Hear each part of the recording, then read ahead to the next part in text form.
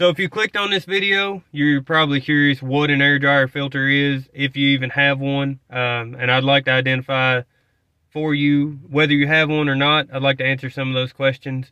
If you have a diesel pusher, then yes, you have one. Or if you have a truck with air brakes or any kind of air suspension, then you probably do have an air dryer or an air dryer filter in line with your air compressor. So it would be a good idea to look into when the last time it was changed, or if it has ever been changed. They can go from the factory for 10 years or better with the factory one and not give you any problem, or they might last 3 years and start giving you all kinds of problems. So hopefully this video will kind of help you to identify how old yours is or if it has been changed, and I'll show you how to do it. Locate your air dryer and your air dryer filter.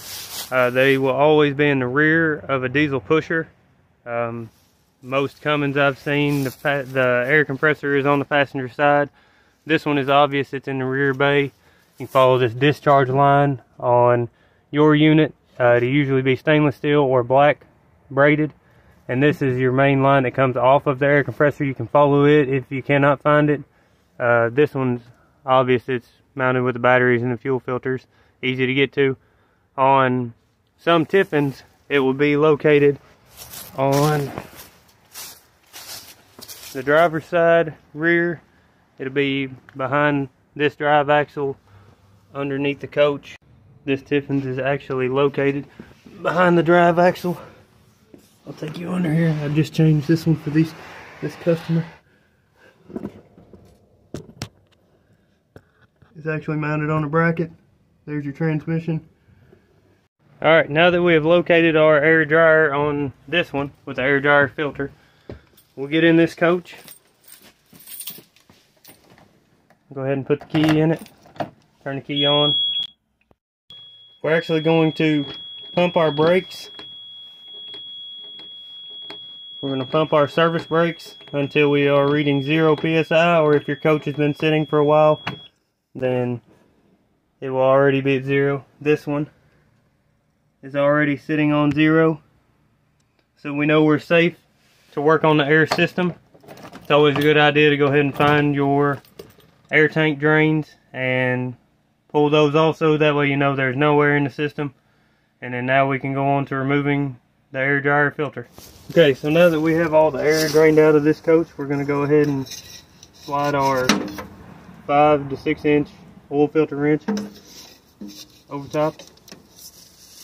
And loosen. Sometimes they can be pretty tight. We're going to loosen this filter all the way up. What you'll do is, most of the time it's full of garbage, trash here. When you go to install the new one, you want to lubricate this ring.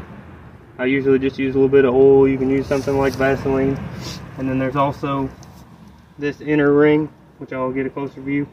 This inner ring, you want to change the ring, and on the new one you want to lubricate it. This ring right here, you want to take this off, pull it up off this stem, and you want to lubricate this new O-ring when you go to put it back on. For this example, I'm just going to put this one back on, but after I've lubricated this ring on a new one,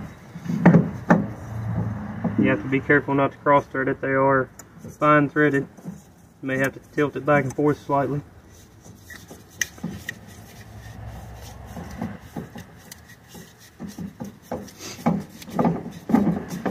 And we'll tighten this clockwise.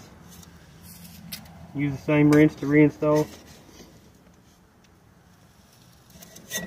Get it hand tight and then give it about 1/4 of a turn. That should seat. They usually are under about 120 to 140 psi depending on what the air governor is set to. So